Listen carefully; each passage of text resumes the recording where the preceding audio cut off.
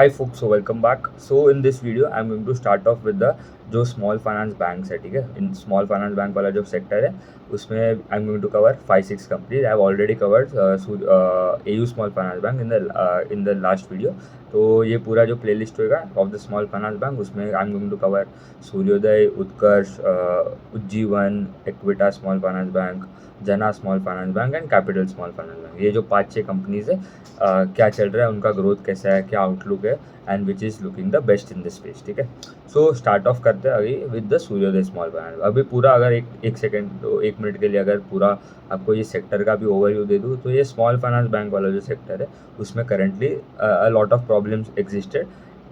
Last 6-7 महीने 1 साल के पहले भी द प्रॉब्लम स्टार्टेड. ठीक है. Q1 ऑफ FY25 से all the problem started off. क्या प्रॉब्लम हुआ? सबसे पहले तो ये हीट वेव हुआ, इलेक्शन हुआ, उसमें माइक्रो फाइनेंस प्लेयर्स जो थे और ऑलरेडी देवर ओवर लेवरेज. ठीक है. कस्टमर ओवर लेवरेज बढ़ा, डेलिंक्वेंसी बढ़ गए, एसेट क्वालिटी सबका ख़राब हो गया. फिर ये जो एमफिन जो गार्ड रेल्स लगाया, ठीक है, स्पेसिफिकली अगर देखूँ तो कर्नाटका हो गया and Tamil Nadu followed by Tamil Nadu.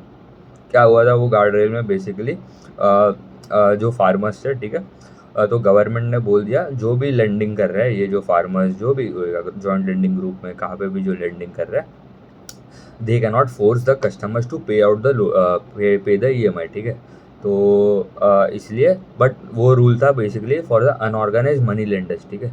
But not for the RBI regulated और रजिस्टर्ड एंटिटीज. तो टेम्पररी इम्पैक्ट हुआ. आप देखो NBFC स्पेस में भी, माइक्रो फाइनेंस NBFC स्पेसिफिकली देखूँ तो क्रेडिट एक्सिस ग्रामीण हो गया, अरमान हो गया, ये सब जो अच्छे प्लेयर्स थे उनको भी थोड़ा प्रॉब्लम फेस हुआ इन दैट स्टेट्स, क्योंकि क्रेडिट एक्सिस ग्रामीण का तो सबसे ज़्यादा presence in Karnataka and Tamil Nadu. ठीक है. उनके टॉप 2 स्टेट्स में उनको प्रॉब्लम हुआ. तो अगर ये सेक्टर में अभी ग्रेजुअली कलेक्शन एफिशिएंसी सबका अभी इम्प्रूव हो रहा है. फ्रॉम लास्ट 3-6 महीने से हम लोग देख रहे every quarter there is improvement in the accretion number, improve हो रहा है, पार एक्रीशन. ऑल्सो अगर हम देखें तो collection efficiency, x bucket collection efficiency is improving and gradually सब लोग अभी डिसबर्समेंट्स पे ज़्यादा ध्यान दे रहे हैं एंड ग्रोथ पे ज़्यादा ध्यान दे रहे हैं. ठीक है. एंड सबका अभी कॉस्ट टू इनकम रेशियो भी डिक्लाइन हो रहा है. ठीक है. तो दैट इज़ ऑल्सो गुड क्योंकि वो कम हायरिंग्स कर रहे हैं इन द कलेक्शन टीम. ठीक है. रिकवरी वाला जो टीम था, क्योंकि अभी 3-4 क्वार्टर्स है, 2-3 क्वार्टर्स है, सबका अभी कॉस्ट टू इनकम रेशियो भी बढ़ रहा था, क्योंकि एक तो इनकम आपका कम हो गया क्योंकि आपका प्रोविजन क्रेडिट कॉस्ट कितना बढ़ गया है. ठीक है. एंड ऑल्सो आपका जो कॉस्ट था, क्योंकि आपको जो as the customers are not paying their EMIs, तो आपको रिकवरी ऑफिसर्स नए कलेक्शन में टीम बिठाना पड़ रहा है. ठीक है. पहले सबका ऐसा था कि एक अगर there is a team of 100 people तो वही देखते थे, ऑफ डिसबर्समेंट का भी काम, मतलब लोन देने का भी काम वही करते थे एंड लोन का EMI कलेक्ट करने का भी वही काम करते थे. ठीक है. तो अभी पर प्रेशर बढ़ गया है ऑन देम एज वेल, क्योंकि कोई पे नहीं कर रहा है टाइम पे, तो उनको डिवाइड करना पड़ा, नए हायरिंग्स करने पड़े, उनको ट्रेनिंग उनको सिखाना पड़ रहा है. तो बेसिकली सबका कॉस्ट बढ़ गया, तो बहुत इम्पैक्ट हुआ. एंड स्पेसिफिकली देखो the worst one hit in this space अगर देखो is the micro finance NBFCs like Fusion finance, Spandana स्फूर्ति.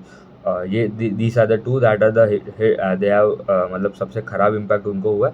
एंड अगर स्मॉल फाइनेंस बैंक वाला सेगमेंट देखो, हाँ, ईसाफ स्मॉल फाइनेंस बैंक करके जो it is the worst hit. उसके बाद उत्कर्ष आता है. ठीक है. सेकेंड वर्स्ट पे इन दिस स्पेस. तो अभी सूर्योदय का अभी let's talk about it and let's deep dive into क्या कर रहा है ये कंपनी एंड क्या ग्रोथ इनका कैसा है एंड क्या आउटलुक है फॉर FY26. तो इनका अभी देखो 15 स्टेट में प्रेजेंट है.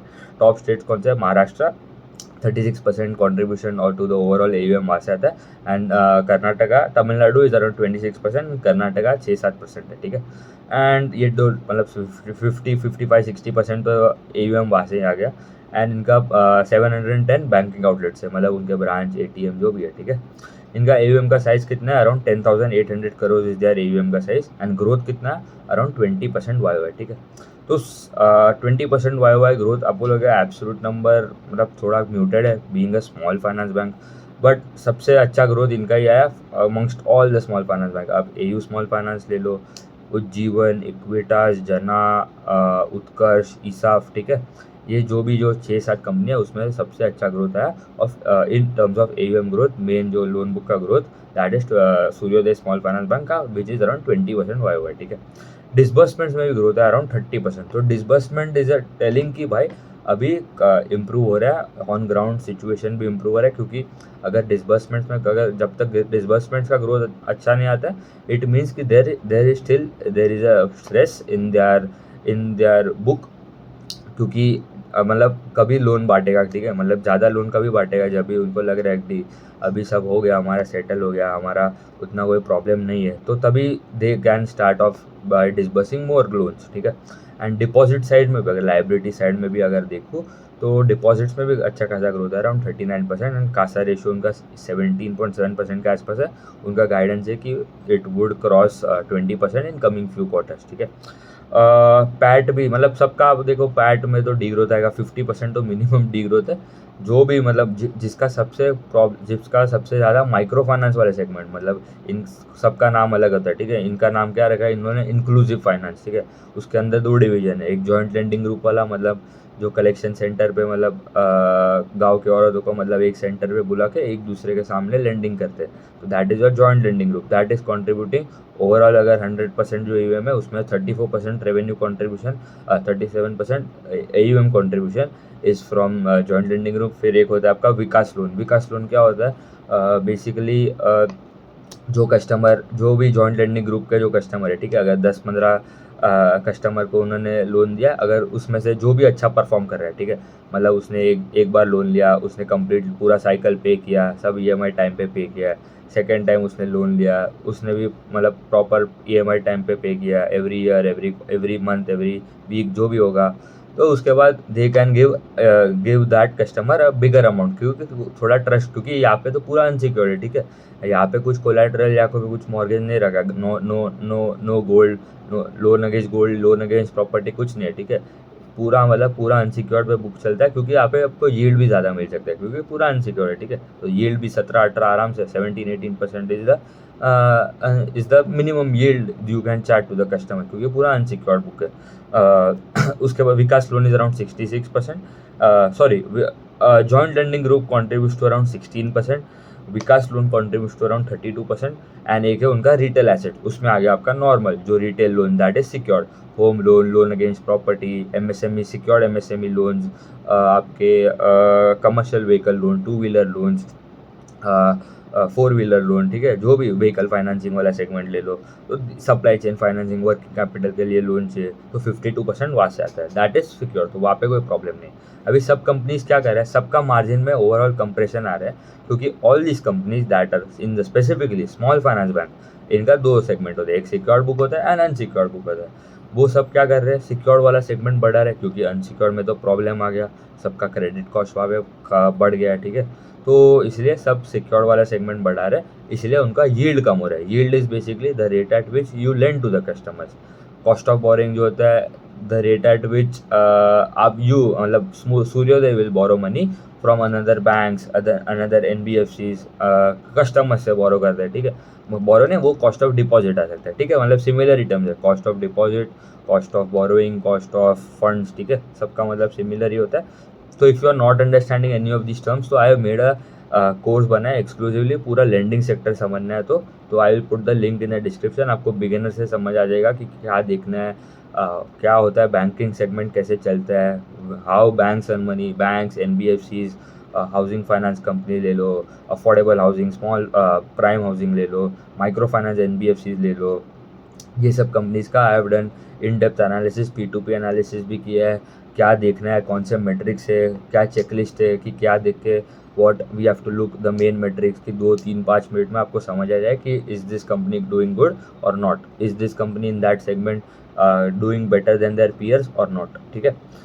उनका यील्ड देखो तो yield is the rate at which they lend to customer, that was around 16.8% versus 17.4 quarter in quarter, तो ये कम हुआ है, क्योंकि एज आई टोल्ड सिक्योर्ड वाला सेगमेंट बढ़ा रहे, तो इनका टारगेट ये है कि 55% उनका बुक सिक्योर्ड रहने से रहेगा इन FY26, अनसिक्योर्ड वाला 45%। करंटली कितना है, 52% सिक्योर्ड है, तो और 2-3% बढ़ेगा सिक्योर्ड वाला सेगमेंट, एंड अनसिक्योर्ड वाला थोड़ा कम होगा, ठीक है, 2-3% और, ठीक है। तो 55-45 का is the mix that they have provided as guidance. क्योंकि सबका आप देखो ईसाफ स्मॉल फाइनेंस बैंक जो वर्स्ट है, ठीक है, सबसे ख़राब प्रॉब्लम उनको हुआ है। वो उन्होंने तो पूरा पूरा बुक ही मतलब सिक्योर कर लिया ऑलमोस्ट, ठीक है। तो वहाँ पे बहुत ही एक्सपांड कर रहे हैं इन द सिक्योर वाले सेगमेंट। भले मार्जिन सब कंप्रेस हो रहा है, बट वो सिक्योर वाला बुक ओवरऑल इम्प्रूव कर रहे हैं बहुत अच्छी तरीके से, सिक्योर वाला सेगमेंट बढ़ा रहे हैं। बट वो भी एक सेगमेंट से अगर देखो तो it is a bad for an investor is well, क्योंकि आपका मार्जिन कम हो रहा है। मार्जिन कम होगा तो आपका यील्ड, आपका स्प्रेड जो होगा, ठीक है, नेम स्प्रेड जो बोलना है वो कम होगा, तो आपको ऑपरेटिंग लेवरेज तो मिलेगा ही नहीं, तो आपका आरओई का नंबर इंप्रूव होएगा नहीं, क्योंकि आपका पैट में ग्रोथ उतना आएगा नहीं एज योर आपका इंटरेस्ट इनकम का जो ग्रोथ आ रहा है, ठीक है। तो इनका कैसा हुआ, 16.8 हो गया वर्सेस 17.4। कॉस्ट ऑफ फंड्स थोड़ा कम हुआ as there is a rate cut, तो थोड़ा बेनिफिट उनको वहाँ से हुआ, क्योंकि आरबीआई ने जो अभी अराउंड 1% के आसपास टोटल तो रेट कट कर लिया, ठीक है। अभी आगे जाके भी थोड़ा मिनिमम रेट कट तो आ सकता है, तो 7.9 हो गया वर्सेस 8.1% क्वार्टर एंड क्वार्टर। तो निम्स थोड़ा कम, निम्स ऑफकोर्स कंप्रेस ही होगा, तो it was around 7.2 versus 7.8 quarter and quarter. उन्होंने बोला ये स्टेबलाइज होगा from quarter two onwards, and उनका गाइडेंस है for NIMs it would be around 7.5 to 8%, तो बढ़ सकता है, ठीक है। ये क्वार्टर तो 7.2 था, बट आगे जाके it can improve to 7.5 to 8% के रेंज में रहेगा फॉर FY26। GNPA NNPA सब खराब हुआ है, बट ये सब जो है that are the lagging indicators, ठीक है, क्योंकि ये सब आपको 3-6 महीने जो पहले हुआ वो सब बता रहे हैं। तो एसेट क्वालिटी में भी अगर देखूँ तो GNPA was 8.5% versus 7.2 quarter and quarter, NNPA 5.6 हो गया वर्सेज 4.6 क्वार्टर एंड क्वार्टर। तो मतलब यहाँ पे भी थोड़ा प्रॉब्लम ही है, ठीक है। एसेट क्वालिटी में सबको प्रॉब्लम है, ऐसा नहीं है कि खाली इनको ही है, but all are facing issue in asset quality terms as well. Also अभी यहाँ पे क्या इंप्रूव हो रहा है, उनका जो करंट बकेट कलेक्शन एफिशिएंसी होता है। बेसिकली कलेक्शन एफिशिएंसी क्या होता है, अगर समझो कि इफ़ यू आर सूर्योदय स्मॉल फाइनेंस बैंक एंड आपको अराउंड 100 रुपीज़ कलेक्ट करना है, आपने सब कैलकुलेशन किया, यू हैव टारगेटिंग कि भाई मुझे ये महीने 100 रुपीज़ आना चाहिए वर्थ ऑफ EMI, ठीक है। 100 रुपीज़ मुझे कलेक्ट करना है अक्रॉस ऑल द क्यूमुलेटिव, सब कस्टमर को मिलेगा, मुझे 100 रुपीज़ आना चाहिए। आपको आया खाली 95 रुपीज़, ठीक है, तो कलेक्शन एफिशिएंसी आपका हो गया 95% बस, ठीक है। कलेक्शन एफिशिएंसी उतना ही होता है, उतना ही समझना है। अभी करंट बकेट कलेक्शन एफिशिएंसी क्या होता है, अभी थोड़े कस्टमर्स का प्रीवियस मंथ का भी EMI थोड़ा बाकी रहेगा, तो वो भी पे कर रहता है, ठीक है। मतलब अगर उसका EMI का अमाउंट 10 रुपये एवरी मंथ, तो उसने लास्ट महीने खाली 2 रुपया पे किया, तो वो 8 रुपीज़ जो रिमेनिंग 8 प्लस 10, ठीक है, तो 18 रुपीज़ टोटल पे करता है। बट यहाँ पे करंट बकेट मतलब वो स्पेसिफिक महीने का है, ठीक है। अगर हम if we are now in September, तो पूरा सितंबर का ही, अगस्त का नहीं ज़रूरत है, क्या EMI का अमाउंट है उसका, ड्यू ओवर ड्यू जो भी है, ठीक है। तो खाली वो महीने का अगर देखो तो जून में, for June FY25 quarter FY26, तो जून का अगर देखो तो इट वॉज अराउंड 98.4%, तो इम्प्रूव हुआ है। एंड अप्रैल में था वो 97.5%, ठीक है। तो उसका मतलब आपको डायरेक्शन देखना है, ठीक है, मेन आपको डायरेक्शन देखना है इम्प्रूव हो रहा है कि नहीं सिचुएशन। तो उन्होंने ये बोला कि इम्प्रूव हो रहा है। ऑल्सो सब कंपनीज आप देखो, माइक्रो फाइनेंस NBFCs में भी, क्रेडिट एक्सिस ग्रामीण जब मार्केट लीडर है, दे आर ऑल्सो टेलिंग कि इम्प्रूव हो रहा है सिचुएशन। और अगर देखो मुथूट माइक्रो फाइनेंस करके जो कंपनी है in the NBFC space, micro finance NBFC, वो भी बोल रहा है कि इम्प्रूव हो रहा है सिचुएशन। एंड इनका अभी आप गाइडेंस, ठीक है, गाइडेंस उनका क्या है, उनको मेन आपको गाइडेंस देखना है, उनका ग्रोथ गाइडेंस, AUM का growth guidance is 30 to 35% for FY26, ठीक है। तो आपको देखो 30 to 35% ये स्पेस में currently in the small finance bank वाला सेगमेंट कोई भी कंपनी 30 to 35% ग्रोथ टारगेट नहीं कर रहा है, ठीक है।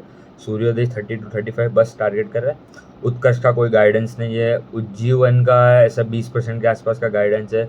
इक्विटास ऑल्सो 18-20% के आसपास है।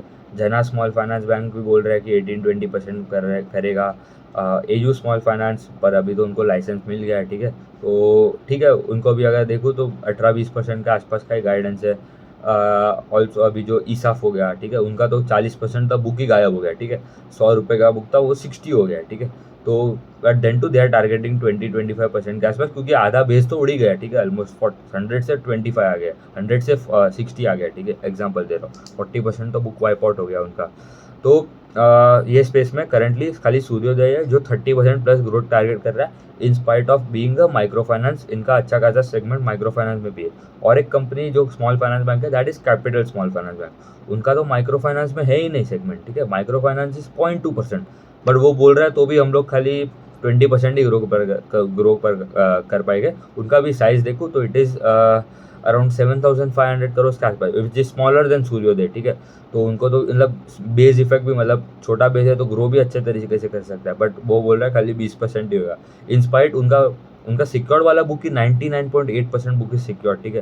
देन टू वो बोल रहा है कि हमारा खाली 20% ही ग्रोथ आएगा। तो आई फील सूर्योदय इज मच बेटर प्लेस्ड। मतलब अगर आप देखो खाली स्मॉल फाइनेंस बैंक, ठीक है, मैं नहीं बोल रहा हूँ कि इन्वेस्ट करो कि नहीं, ठीक है, वो that is your call. But अगर मैं पूरा, अगर ये जो 6-7 company in the small finance bank अगर देखूँ, उसमें से सूर्योदय स्टैंड आउट, क्योंकि एक तो उनका गाइडेंस अच्छा है एंड सबसे अच्छा ग्रोथ ये क्वार्टर उनका ही है, ठीक है। Fastest growing in the small finance bank is Suryoday small finance bank 20%।